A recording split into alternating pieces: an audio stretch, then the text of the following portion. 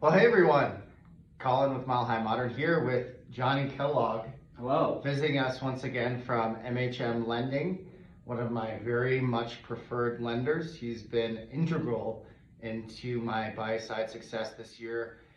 It's been an interesting year, so a lot of adaptation needed. I like to bring him on to give us some insights as to what he's seeing in the market, how he's adapting. There's been one big change since we were last on, so I want to kind of jump right into that and talk about it. Yeah, I think the biggest change since we last spoke is interest rates. Sure. They've gone up much quicker than we anticipated, and they've already exceeded levels that we thought they would kind of cap out at for the year. So the rise in rates has certainly been unsettling to some buyers. And what's really going on at high level is inflation. So interest rates have gone up so quickly because inflation is at 41-year highs.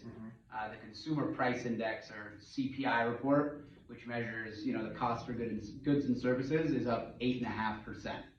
So the reason that inflation causes rates to rise is if an investor is tying up a $500,000 loan at, say, 3% for 30 years, and inflation is running at 8.5%, that investor is losing theoretically 5.5% on their investment. Sure. So what has to happen in that scenario is rates have to rise to offset that, right? It's the reason the Fed is raising rates, it's the reason mortgage rates are up, and it's the reason that everything is just so expensive right now. Okay. Yeah, we've all felt it. Certainly it's starting to affect both sides of the equation. I've seen a little less showings on my listings, and of course the buyers are having some challenges. We have rapidly rising prices, of course, and that could be partially due to inflation. Real estate's a great hedge against that, of course, because we are having appreciating prices outpacing inflation. And couple that with more expensive costs to lend, and it leaves us saying, well, what should we do next as a buyer? What are we doing? What are some solutions to kind of make these things happen this year? Because really, lots of buyers out in the market. It's a very, very fast-moving market. Yep. What are you advising for your buyers to make any adjustments? Are you structuring loans differently? Yeah. What are you seeing?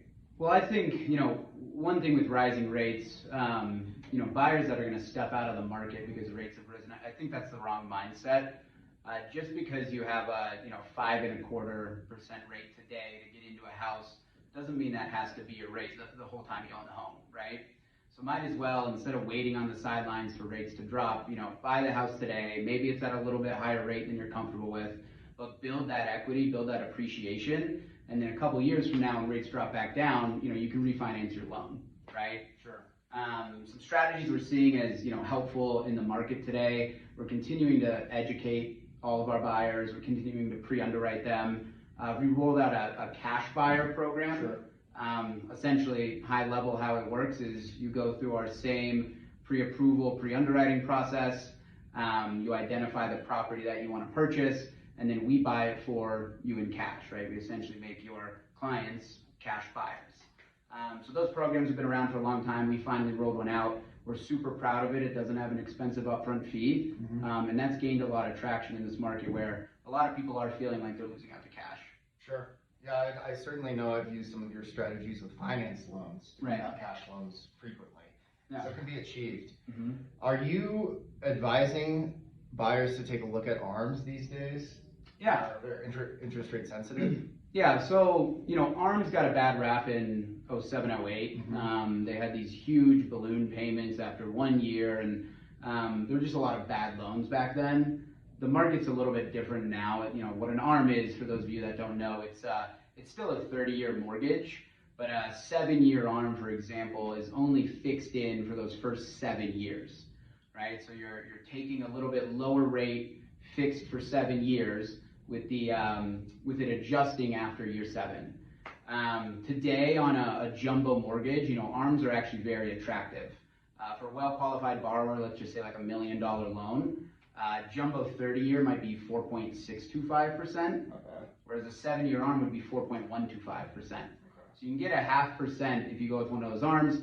And the idea is, you would either sell or refinance before that adjustment happens, right? 7 years, a lot can change. Sure. We'll likely see rates cycle to the point where you can get into a 30-year fixed at a lower rate. Okay. And I think that I kind of want to circle back to buyer sentiment and the mentality right now, where there's been so many adjustments going on that it's causing some buyers to pause. And I just want to go into, like, no one has a crystal ball, Right. but Fed funds rate is set to rise by another half point. Yeah. And the market in Denver and Boulder is appreciating by sometimes 6, 7, 8% a month. Right. So even if we cut that appreciation in a third or a quarter, do you anticipate a buyer sitting on the sideline will be in any better shape this time next year? No, I don't think so. I think a year from now, we're still going to have the same issues with supply and demand, right? Yeah. I mean, we're so far behind on having enough homes available to match demand. I don't see the, multiple offer bidding war situations easing up.